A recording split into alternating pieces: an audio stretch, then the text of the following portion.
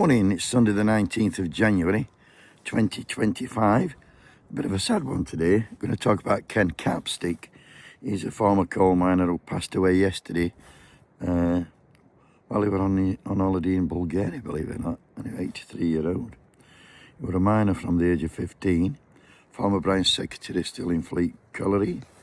He was a former vice president of the Yorkshire area NUM, one of the finest trade unionists of his generation. Last time I saw him, he was speaking at alongside his friend and colleague, comrade Arthur Scargill at Wumwell Working Men's Club.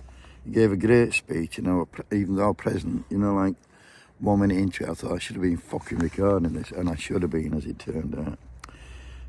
But I didn't, and I regret that. But it is on Google, the transcript is on Google if somebody wants to search it.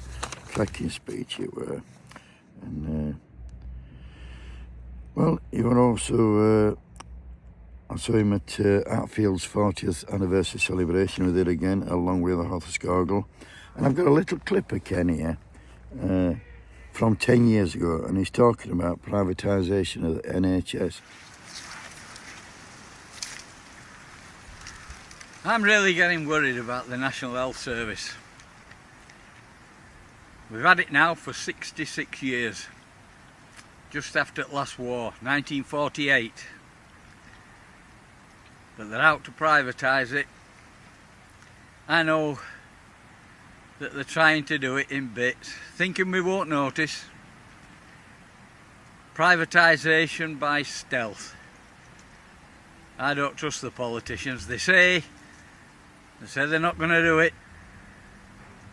There's too many people involved in it, and politicians tell lies. And Aaron Bevan, when he set up the National Health Service, he said it would only last as long as folk had the faith to fight for it. But they're taking it away, and they're taking it away bit by bit. And the day will come when we'll go along to get some treatment, and we'll find out we've got to get the checkbook out. That's what's worrying me.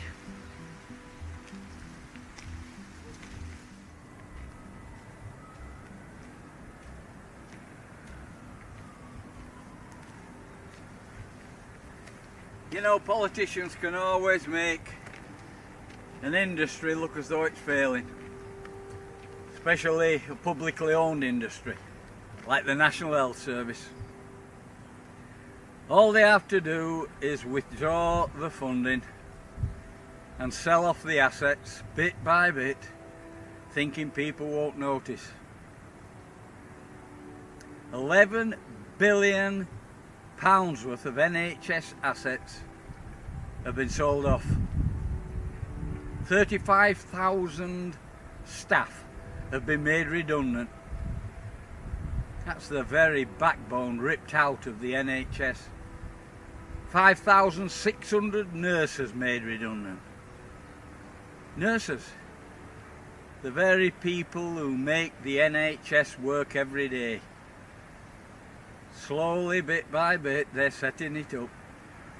And circling above are all these private firms wanting to get their noses into the trough.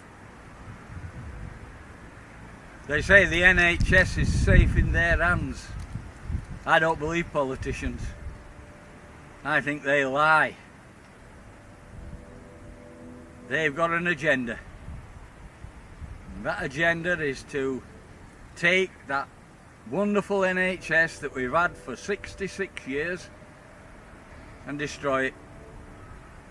And Aaron Bevan, who set up the health service, said it will only last as long as we have the faith to fight for it. He was right. But there are a lot of politicians who are involved in it, connected with these private health firms. Alan Milburn's one. He advises Care UK. He used to be a former Labour health minister. they're all up to the neck in it because they can see that they're going to be able to dip their bread in the gravy if they can get rid of our health service. So simple as that. How prophetic was Ken.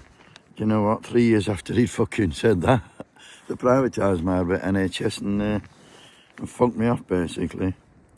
But he worked tirelessly as a trustee of the Mine Workers Pension Scheme in order to get its members the money back, which this year, as people know, last year we have got some back, so that's off to Ken and the team around that.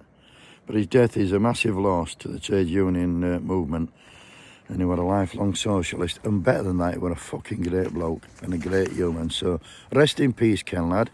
We'll leave it on a lighter note because our roving reporter Ted, he's been out recently. We're in Broadsworth and well, he's done us a video, so I'll clip it onto this. Have a great Sunday, everybody. Morning, and it's the 18th of January 2025, and we've got the roaming reporter for Donkey Dave because he's in bed or on transformer, and we've got our frail here with football, and here we are down at Broadsworth, and this is one a bit derelict, but what a beautiful building, what in its heyday, and it's Broadsworth Miners Welfare Hall, 1924. They told me Broadsworth Colliery, which was over that hill there, going up towards here. It's a garden centre now. Broadsworth Markham Grange Garden Centre. And we've got the bowling green, Broadsworth Welfare, bowling green. And yeah, beautiful building. Broadsworth Miners Welfare Hall 1924. Many a dancer and sing-song here, and it's gone into a bit of ruin. What a shame for a glorious building. This is what you get. Neglect. Close the pits. Nobody's working. And just get desperation, I suppose. I can see many people walking down here having weddings and do's. We've got the bowling club here. We walk through the gates here and we come to Broadsworth main cricket ground. Got the cricket ground here, and where the lights is there, Broadsworth football pitch. And I've played on there many a time. A few tassels and played cricket on here. Back in the day, when all the pits had their own facilities and that. And called the community then. Bye for now, Donkey Dave.